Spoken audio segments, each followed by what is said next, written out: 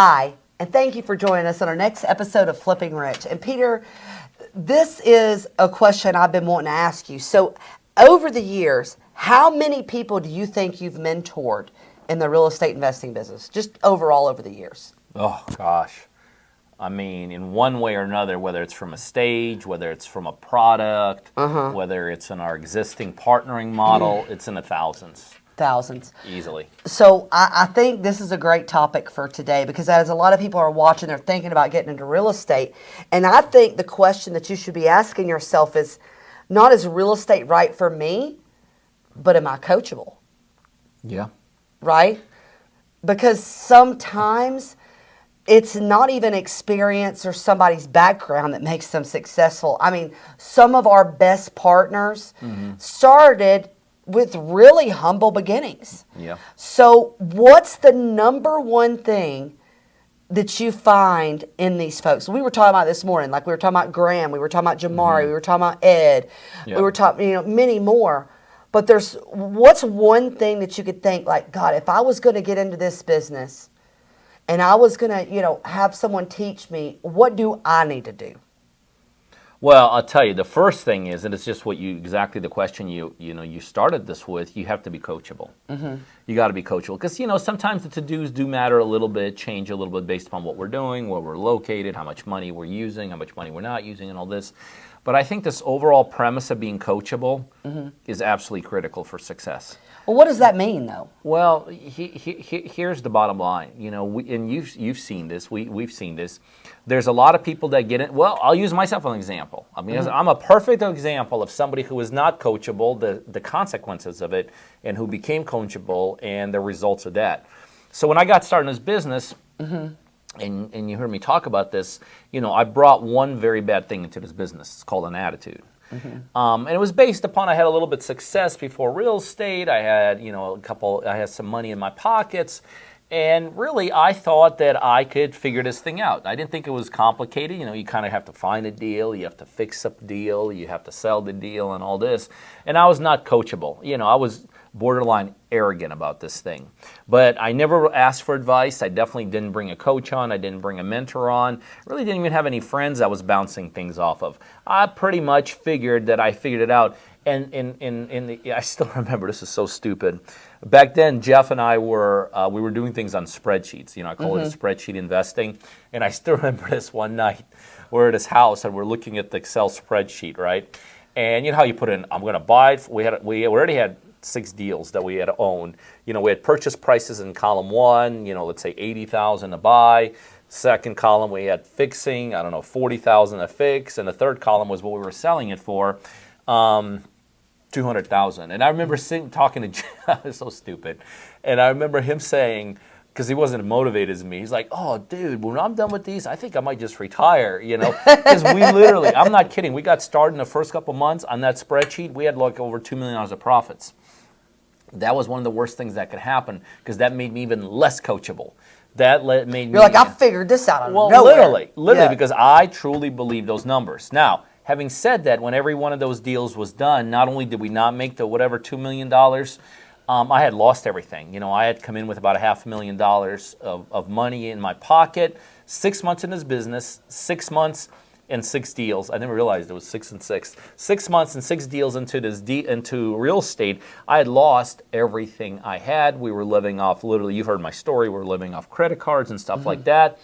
And 2 months later, pretty much homeless. Just wasn't even living anywhere. And that was, Julie, that was the first time that I got to be coachable. And so what does that mean? Going back to your question. That was the first time, number one, I got humble. I think it's very hard to be coachable if you're arrogant. So I went from being arrogant to being poor, which will make you pretty humble pretty quick, right? So what does it mean to be coachable? You got to be humble. Number 2, I became very open to listening to somebody else's instructions, not going with what I call initially my gut. Now, it's one thing to have a gut, after 2 decades in this business. Like, we have a gut for this business, right? When you're getting started, the gut you have is that's just like sour milk. Okay, that's not what you're looking for. We've got a good friend, Dolph the Roos, right? And I was talking to, one of our partners. I'm like, okay, this is the box that Dolph's in. This is what type of deals he does. Mm-hmm. And she literally says, that's silly. I don't understand why he doesn't do this too.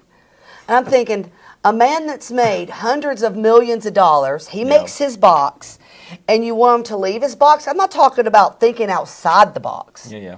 Right? But it's just a narrow way of thinking of things. I tell you, when I look, here to me is it's being coachable, but I'll tell you how I know somebody's going to be successful. When something doesn't go their way and they don't complain. Yeah. Because when something doesn't go right, like you put a house under contract and it doesn't work out, a lot of people will blame somebody else. Mm-hmm. You didn't do this right. You didn't do this right. This wasn't right. This wasn't right. This wasn't right. Yep. So you never take ownership, which is maybe even not your fault. Mm-hmm. And you say it's the business's fault. What's the difference? How should you act? I mean, you know what successful people do. Well, think about this. Like, I love comparing sports because we all have a visual towards sports. If any of us a lot of people follow sports, you could see it on TV, you could see it in different places. Just imagine like, a team playing basketball. We're in the middle of basketball final. A team playing basketball. It comes down to the last second. You take the shot, you miss it. Are you going to turn around, look at your coach, and say, well, that's your fault? Right? It's totally insane. You're going to take responsibility for it, right? You're going to either own it, and if you don't own it, you're going to be in a lot of trouble. I mean, you're going to be just a lot of trouble with yourself. You're going to be in trouble with your teammates, and you're probably going to be in trouble with that organization. And so you got to learn. I think really comes down to, Julie, you got to learn to own things. You got to learn to own things. No one says being coachable is going to be easy. No one says being coachable means issues won't happen. No one says being coachable means you're going to go from A to Z and there's going to be nothing that happens in between. All it means is that being coachable is you're going to be sent on the right path. Stuff will happen still. And then as stuff happens, you're going to be able to react to it in the right way. You're going to be able to know what to do during those tough times. But tough times still will proceed. But you got to, this whole fundamental premise of being coachable as opposed to doing it your own. Oh, here's the other crazy thing about it, this whole thing. Isn't it crazy people will pay for a coach and then not do what the coach says? That's like saying, okay, I'm going to go to this restaurant. I'm going to order this plate of food. But, okay, let me just bring my own. Yeah, I'll just eat myself. I'll just bring my own food. Like, what? Well, that makes no sense. But that's honestly what happens. People pay for advice. I mean, that people pay to be coached. People pay to. So somewhere along the line, they buy into this concept, and then they pay, and they don't eat. And I really think that's a manifestation of pride, right? Yeah. Because I mean, you always want to think that you got the right way, of doing things, But it does blow my mind that you're going to get into something and not actually listen to it, right? Not do, if you believed in them enough to learn that strategy. Why wouldn't you at least put everything you got into doing exactly what you've been told? And you're right, Seth was like that. All these people we were talking about. And they also, when something doesn't go their way, they don't quit. They don't quit.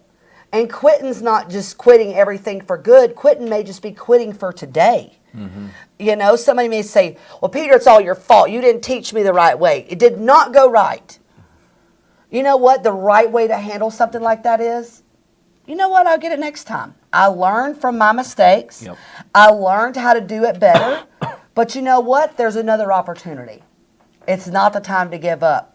So many people in this business, they're looking to get into real estate. It's crazy. They probably give up a day or two before they're successful. I literally mean that. I've watched people do everything you've got to do to get there and give up at the finish line. It'd be like running a marathon, and here's the finish line, and me just laying down right here and giving up. Isn't that interesting? Like, if you think about it, the part of success that's the most difficult, obviously, is the initial part. Oh, yeah. And it's not because it's just more difficult. It's just you don't have results. Well, everything's hard the first time. Everything is hard the first time. But the thing is, once at least you become successful, you still will have issues. You'll still have things that come up. But heck, if you got got $1 million in your checking account, makes it a lot easier. You know what I mean? But you're right. The key to this whole thing of what you're saying, it is so frustrating from our vantage point. Like I always compare us to, in the oval and the racetrack, the guy at the top, the spotter, right? He sees the driver, right? He sees the driver. He sees the finish line. The driver don't see the finish line because he's still got to go around. There's still bends. There's still curves. We kind of sort of see the finish line. We kind of sort of not totally can gauge things. And you're right. That is one of the most, to me, it's one of the most frustrating things. Like I'll ask sometimes, and I know you've done it before, you'll ask about someone or you'll call someone or you'll text someone and then it's like they're gone.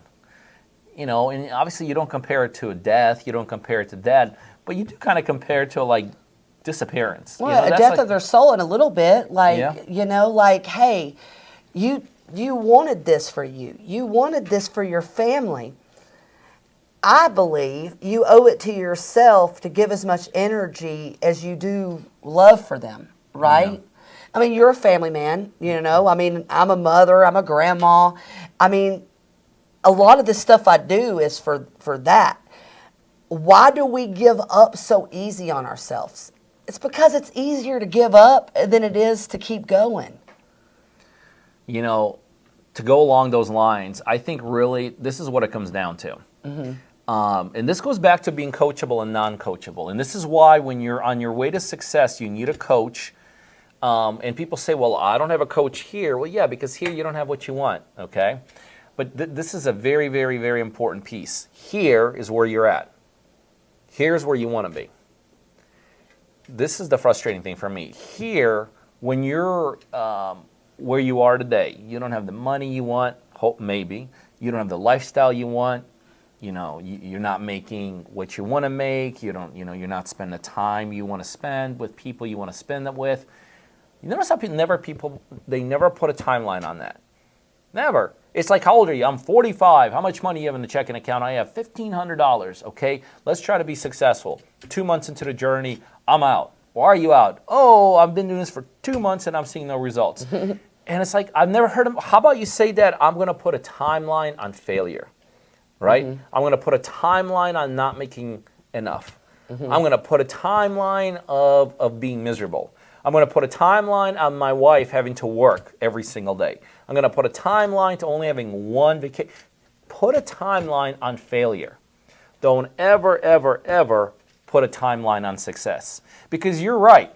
Most people, had they really had the vision, would be shocked. A lot of people would be shocked to realize just how close they are to success before they literally throw the towel in. I think you're right, and you made a great point. They just don't have a spotter. They just don't have a spotter. And they don't listen to their spotter. They don't listen. I mean, and in NASCAR, a spotter's really important. Critical. It's just so looking at a sport that way. Well, I hope you guys enjoyed this episode of Flipping Rich, and hope you join us again soon. Thank you.